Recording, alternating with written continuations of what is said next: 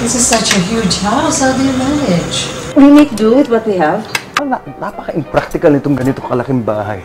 Bakit hindi mo na nga lang ibenta? This house is not for sale. Ibenta niya ito, ma. Hindi papayag si Gaspar.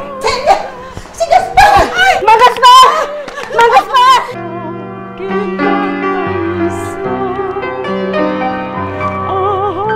My deepest condolences.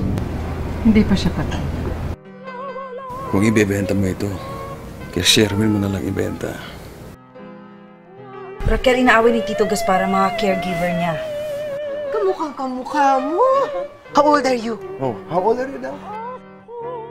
Ang gusto mo, babayaran lang ang mga utang mo! Ako ang kumakanta para makatulog siya. Magkwentahan tayo pagkising ni Gaspar. Anong ninyo? Anthony, hubarin mo yan. Ayaw. Manang! Manang! Gigisingin niya si Gaspar!